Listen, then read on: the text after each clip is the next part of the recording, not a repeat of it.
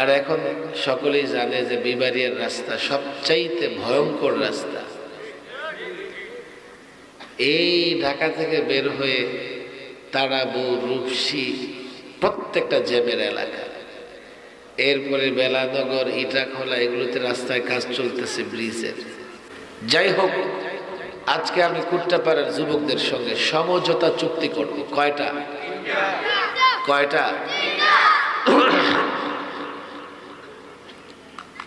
এক, ভালো করে বুঝবেন, আমি, আপনি, আমরা, আপনারা সকলেই দুনিয়ার কল্যাণ এবং আখিরাতের মুক্তি চাই। কথা ঠিক না বেঠিক? এই বিষয়ে আমার এবং আপনাদের মধ্যে কোনো মতানৈক্য, কোনো অমিল, কোনো গন্ডগোল আছে? যেহেতু মুসলমান, আমরা সবাই দুনিয়া আখিরাতের কল্যাণ চাই এবং জাহান্নাম থেকে নিজেকে মুক্ত করে জান্নাতে যেতে চাই। কথা ঠিক না বেঠিক? যেহেতু মিল হয়েছে, একটা চুক্তি তো হইল, একটা সমঝোতা তো হইল যে দুনিয়া আখিরাতের কল্যাণ আমরা সবাই চাই।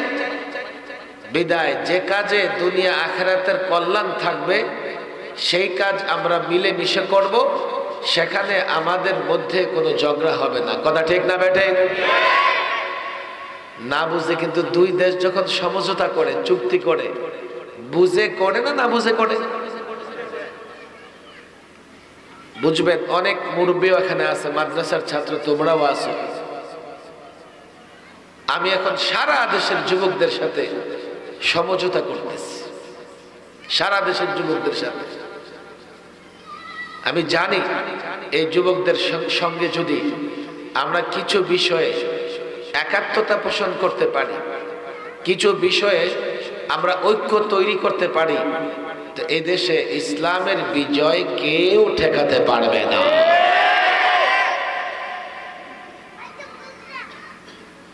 এক নাম্বার মনে থাকবে তো? বলেন এক নাম্বার কি বলছি? এক নাম্বারটা কি? সমঝোতা কি ভুলে গেলে হবে?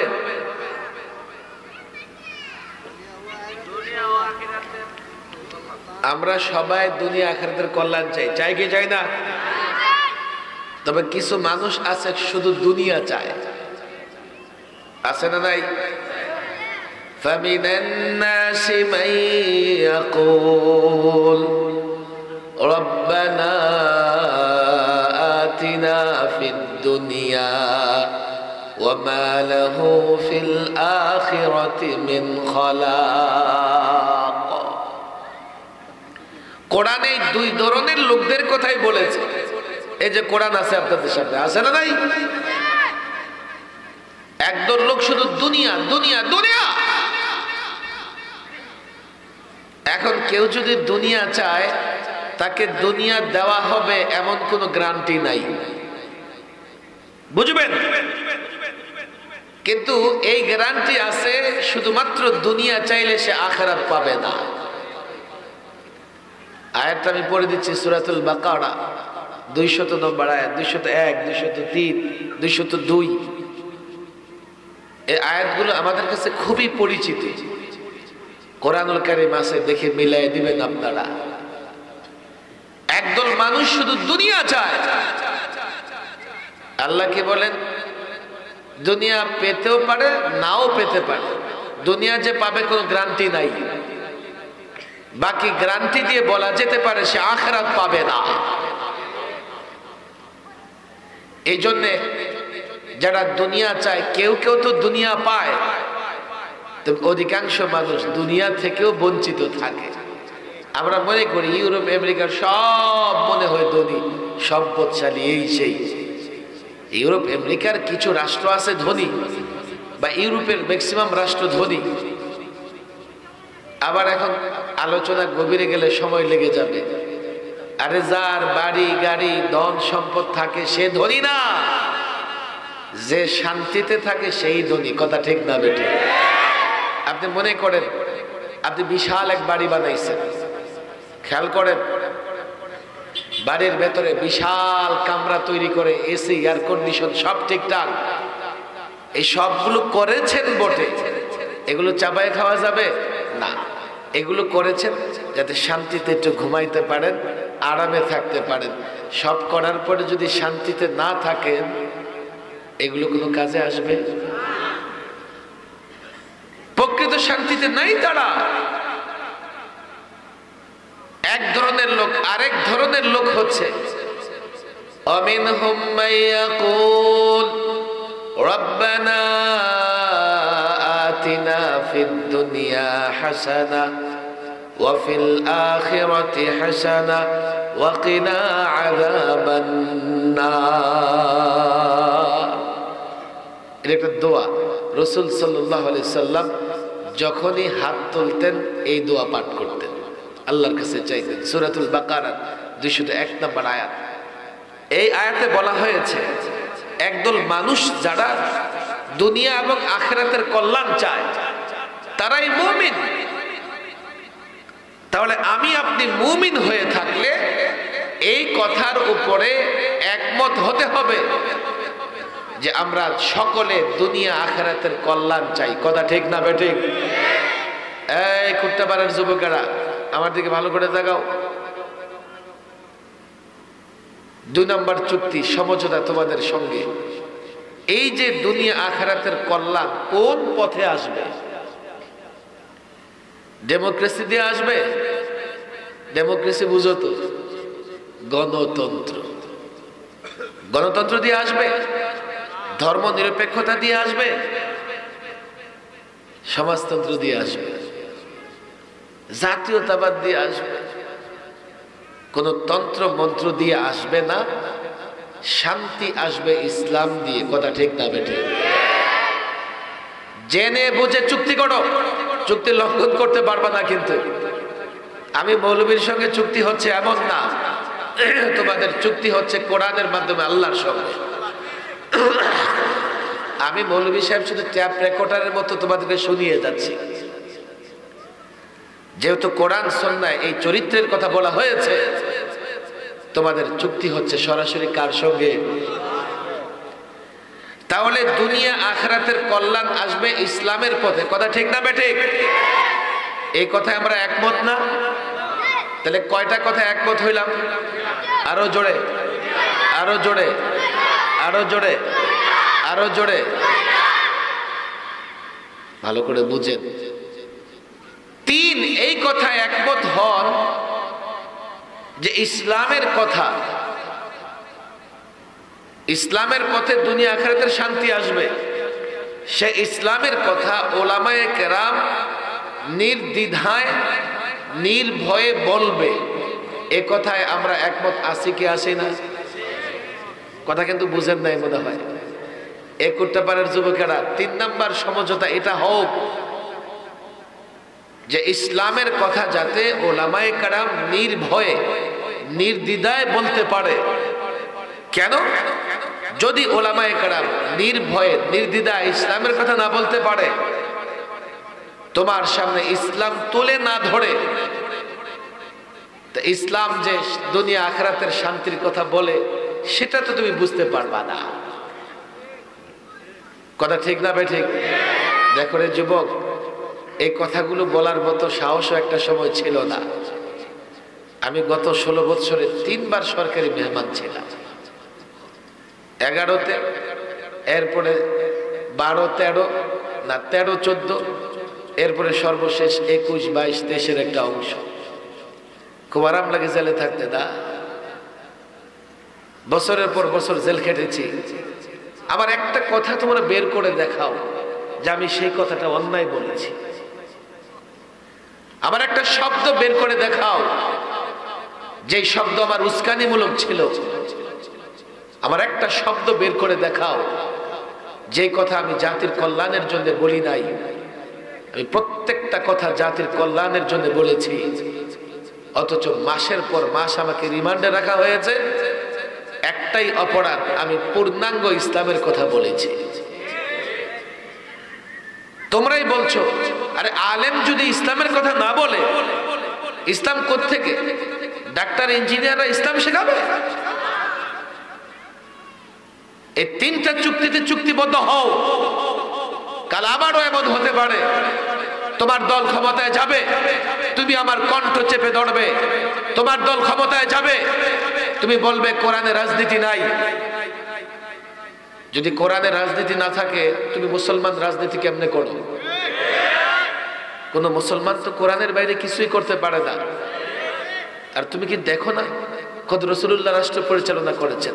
হযরত আবু বকর, হযরত ওমর, হযরত ওসমান, হযরত আলী, হযরত মুআবিয়া, উমাইয়ারা, আব্বাসিয়ারা, ওসমানীয়রা, মোগলরা যুগে যুগে কোরআন সুন্নাহ দিয়ে রাষ্ট্র পরিচালনা করেছে। তুমি তন্ত্র মন্ত্র দিয়ে কদিন রাষ্ট্র চালাতে পারছো? আর কোথায় ইজ্জতের সঙ্গে? নো, তন্ত্র মন্ত্র দিয়ে তাদের ফর্মুলায় যখন রাজনীতি করো, তো তাদের গোলাম হয়ে যাও, আর তাদের কাছে নত জানু হওয়া ছাড়া রাষ্ট্র চালাতে পারো না। আর তোমার পূর্বপুরুষ মুসলিমরা যখন ইসলাম দিয়ে রাষ্ট্র পরিচালনা করেছে, তারা নত জানু ছিল, তুমি বীরের মতো রাষ্ট্র পরিচালনা করেছো। আমাদের সঙ্গে চুক্তিবদ্ধ হও। এই কথার উপর একজন আলেম নির্ভয়ে দ্বীনের কথা বলবে, ইসলামের কথা বলবে। এই কথার মধ্যে একমত আছে তো? যদি কোনো কথা দলের বিরুদ্ধে যায়, তখন আর নাই। আজকাল বড় সমস্যা কি জানেন? মানুষ তো মেনে নেয়, হুজুর ঠিক আছে ইসলামের কথা বলবেন, কিন্তু এখানে একটা আপনাদের জানা থাকার কথা, আগে এখন কি পত্রিকায় মোবাইলের বিজ্ঞাপন দেয় নাকি? আমি অনেকদিন ধরে ঠিকঠাক মতো পত্রিকায় পড়ি না। আগে দিত না? 1 টাকা 29 পয়সা কল রেট, 60 পয়সা মিনিট কল রেট, পত্রিকায় বিজ্ঞাপন দিত। আবার নিচে ছোট্ট করে লেখা থাকতো শর্ত প্রযোজ্য। মানে কল রেট খুব কম, কিন্তু রাত 12টা থেকে ভোর 6টা, তখন কি চোর ছাড়া কে কথা কইব ফোনে? আর যে সমস্ত যুবকেরা ডার্লিং ফার্লিং আছে, ওরা বলবে 11 বছরের মেয়ে পালাই গেছে। দেখেন না এই পত্রিকায় আপনারা? হায় হায়, 18 বছরের বয়স, 18 বছর বয়স না হলে বিবাহ দিলে বাবারও পুলিশ গ্রেফতার করে, কিন্তু ছেলে নিয়ে পালায় গেলে তার কোনো শাস্তি নাই। আছে বাংলাদেশের আইনে? কালকে তোমার কেউ নিকটাত্মীয় পালায়া যাবে, কিচ্ছু করতে পারবা না, নাই কোনো শাস্তি। 18 বছরের কমে বিয়ে দেওয়া যায় না, কিন্তু 18 বছরের কমে পালায়া যাওয়া যায়। এটা আমার বাংলাদেশের আইন। আফসোস, আমাদেরকে তো বলে ইসলামের কথা বলেন, কিন্তু শর্ত প্রযোজ্য। কি হুজুর শুধু ওই যে মাটির নিচের কথা বলেন, মাটির উপরের কথা দরকার নাই। অথচ ইসলাম পূর্ণাঙ্গ জীবন ব্যবস্থা, ব্যক্তি জীবন, সমাজ জীবন, রাষ্ট্র জীবন, প্রত্যেকটা জীবনের প্রত্যেকটা সমস্যার সমাধান ইসলামে আছে না নাই? আজকে আমি কুট্টাপাড়ার যুবকদের সাথে এই 3টা দেখো, আমি ব্রাহ্মণবাড়িয়া সরাইল বলে তোমাদের যুবকদের প্রোগ্রামে চলে আসি। এটা তোমাদের প্রতি একটা মহব্বত আছে। তোমরা যদি মনে করো উনি তো পেশাদার মানুষ, বক্তা, টাকা নেবে তো আসবেই, ভুল করবা। পুরা মৌসুমে ওয়াজ করে কয় টাকা জমা করা যায়? কয় টাকা আসে? চাইলে 2 দিন ব্যবসা করলে এত টাকা কামাই করা যায়। পুরা মৌসুমে ওয়াজ করে কয় টাকা জমা করা যায়? ওয়াজ মাহফিল ছেড়ে দিয়ে ব্যবসা করি, খানদানি ব্যবসা আছে, 2-4 দিন বসলে এত টাকা কামাই করা যাবে। আবার ওয়াজে কষ্ট, ঘন্টার পর ঘন্টা সফর করো। এখানে অনেক স্বার্থ আছে। আবার আমি একজন স্বার্থপর মানুষ। বলবে যে আপনি স্বার্থপর হুজুর কেমন? হ্যাঁ, আমি স্বার্থপর। আমি স্বার্থ ছাড়া 1 মিনিটও খরচ করি না। আমার স্বার্থ হচ্ছে আমি তোমাদের সঙ্গে নিব, এবং কোরআন শুধু তাফসীর মাহফিলে নয়, এই কোরআন পার্লামেন্টে থাকবে, পার্লামেন্ট দিয়ে কোরআন দিয়ে পার্লামেন্ট পরিচালিত হবে। এজন্য আজকে শুধু চুক্তিবদ্ধ হও, আলেম ইসলামের কথা বলবে, মসজিদেও বলবে, মাহফিলেও বলবে, রাজপথেও বলবে। কোরআন যা বলেছে আলেম বলবে, আমার বিরুদ্ধে গেলেও বলবে, দলের বিরুদ্ধে গেল বলবে আমি বাধা দিতে পারবো না, কথা ঠিক না বেঠিক?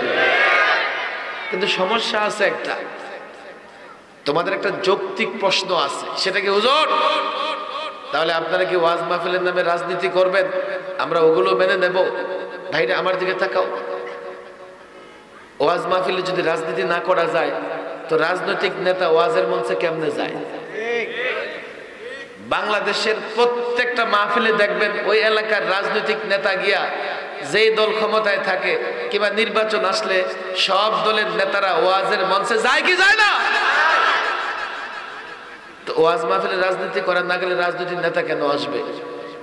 হুজুর মসজিদে রাজনীতি করা যায়নি, তাহলে যে রাজনীতি করে সে মসজিদের সভাপতি কেমনে হবে? বলো, সে কেমনে সভাপতি হবে? রাজনীতি এত নোংরা হলে করো কেন? তুমি মনে রেখো, ওলামা একরাম নোংরা রাজনীতি করে না, ওলামা একরাম ওই রাজনীতি করে যেই রাজনীতির মাধ্যমে জাতির কল্যাণ হতে পারে, কথা ঠিক না বেঠিক? এরপরও তোমাদের একটা প্রশ্ন হইতে পারে, হুজুর আপনাদের মধ্যে সরকারি দরবারিও তো আছে, 10 টাকায় 20 টাকায় ডর্জন বিক্রি হয়, তাও তো আছে। হ্যাঁ, এই কুট্টাপাড়ার যুবকেরা কসাই মার্কার ডাক্তার আছে না নাই? তো কি করবা, যেহেতু ডাক্তার কসাই হয়ে গেছে, কাল থেকে তুমি অসুস্থ হলে ইঞ্জিনিয়ারের কাছে যাবা, গিয়া ইঞ্জিনিয়ারকে বলবা, ইঞ্জিনিয়ার সাহেব ডাক্তার কসাই হয়ে গেছে, আপনি একটু রড সিমেন্ট বালি দিয়ে আমার আস্তর মেরে দেন যাতে সুস্থ হয়ে যায়। এখন ইঞ্জিনিয়ার হয়ে গেছে বাঁশ মার্কা, এখন যুবকরা বলবে, হুজুর আর বাঁশ মার্কা ইঞ্জিনিয়ার দিয়ে বাড়ি বানাবো না, আপনি অনেক ভালো মানুষের বাড়িটা বানাই দেন না। তো মৌলভী সাহেব যদি একেবারে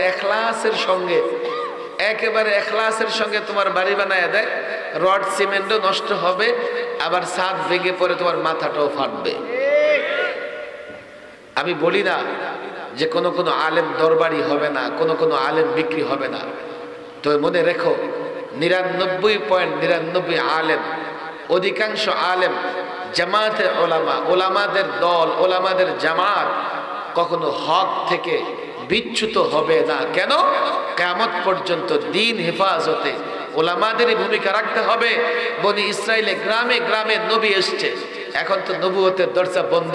এই দিন ইসলাম কে হেফাজত করবে? কারা এর দাওয়াত পৌঁছে দেবে? কারা এর জন্য লড়াই করবে? ওলামায়ে কেরাম। দু একজন যদি ভ্রষ্ট হয়েও যায়, সেদিকে না তাকায়া আরেকজন আলেমের কাছে যাও, জামাতে ওলামার কাছে যাও। আলেম ছেড়ে ডাক্তার ইঞ্জিনিয়ারের কাছে দিন বুঝতে গেলে হেদায়েত তো হবেই না, দ্রুত গোমরা হয়ে যেতে হবে। আমি আশা করি তোমাদের ভেতরগত প্রশ্নের জবাব আমি দিয়ে দিছি। তোমরা আমার সঙ্গে যে আজকে 3টা চুক্তিবদ্ধ হইতেছে, মনে থাকবে?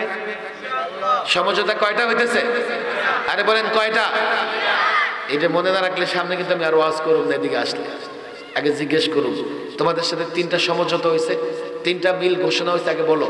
যদি না বলতে পারে কুট্টাপাড়ার যুবকেরা, আমি কিন্তু আর কুট্টাপাড়া কখনো দাওয়াত নিয়ে আসলেও মঞ্চে বসে 3 প্রশ্নের পরে উঠে যাব, বয়ান করব না। আমি কিন্তু কারোর সঙ্গে চুক্তিবদ্ধ হই না যে এতক্ষণ বয়ান করতে হবে, এত টাকা দেওয়া লাগবে। খবরদার, 2 মিনিট বয়ান করবো, 1 মিনিট বয়ান করবো, বাল্লা লাগা দাওয়াত দিও না। আমি শুধু ওয়াজ করে যাব, আমারে বাজাইবা তোমরা তৈরি হবা না। বাজবো কয়দিন পর এমনি মারা যাবো।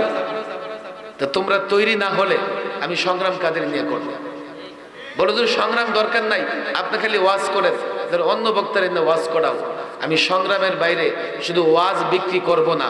আমার সঙ্গে যদি লড়াইয়ে থাকো, ইসলাম প্রতিষ্ঠায় থাকো, সম্পর্ক থাকবে। লড়াইয়ে ইসলাম প্রতিষ্ঠায় না থাকলে তোমাদের সঙ্গে সম্পর্ক থাকবে না। ক্লিয়ার?